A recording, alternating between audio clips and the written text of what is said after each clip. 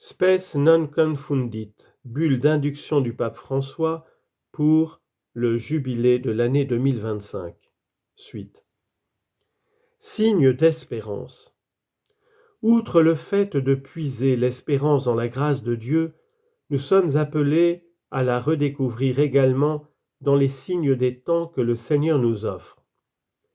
Comme l'affirme le Concile Vatican II, l'Église a le devoir à tout moment de scruter les signes des temps et de les interpréter à la lumière de l'Évangile, de telle sorte qu'elle puisse répondre d'une manière adaptée à chaque génération aux questions éternelles des hommes sur le sens de la vie présente et future et sur leurs relations réciproques.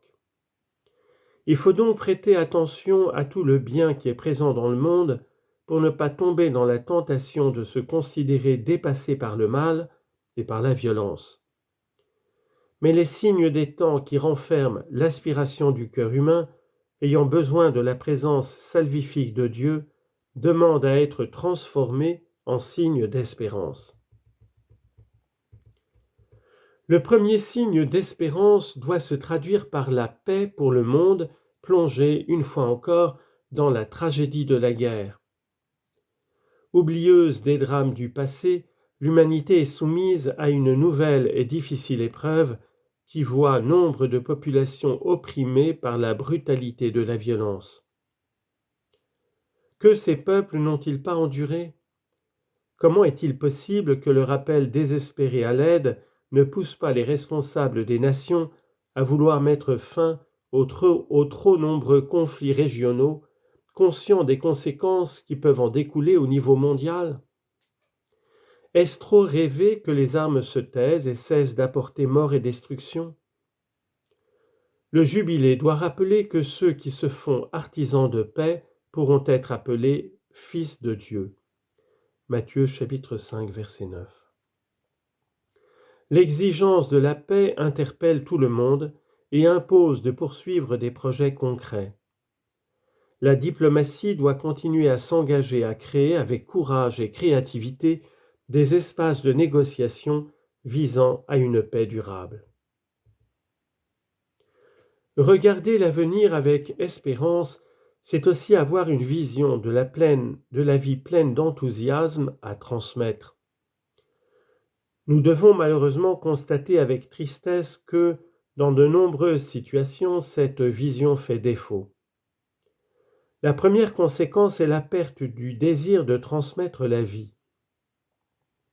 En raison des rythmes de vie frénétiques, des craintes concernant l'avenir, du manque de garanties professionnelles et de protection sociale adéquate, de modèles sociaux où la recherche du profit et non le soin des relations dicte l'agenda, on assiste dans plusieurs pays à une baisse préoccupante de la natalité.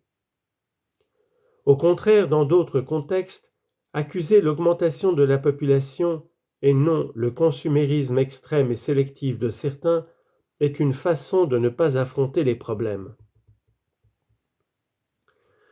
L'ouverture à la vie avec une maternité et une paternité responsables est le projet que le Créateur a inscrit dans le cœur et dans le corps des hommes et des femmes, une mission que le Seigneur confie aux époux et à leur amour.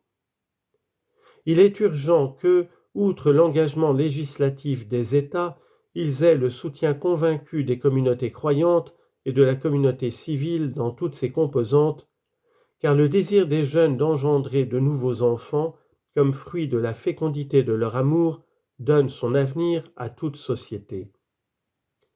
Ce désir est une question d'espérance, puisqu'il dépend de l'espérance et produit l'espérance.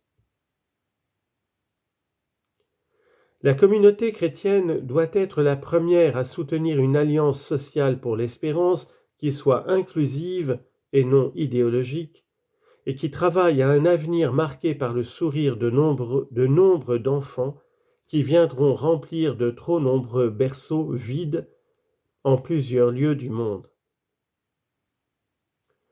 Mais chacun en réalité a besoin de retrouver la joie de vivre, car l'être humain, créé à l'image et à la ressemblance de Dieu, ne peut se contenter de survivre ou de vivoter, de se conformer au présent en se laissant satisfaire de réalités uniquement matérielles.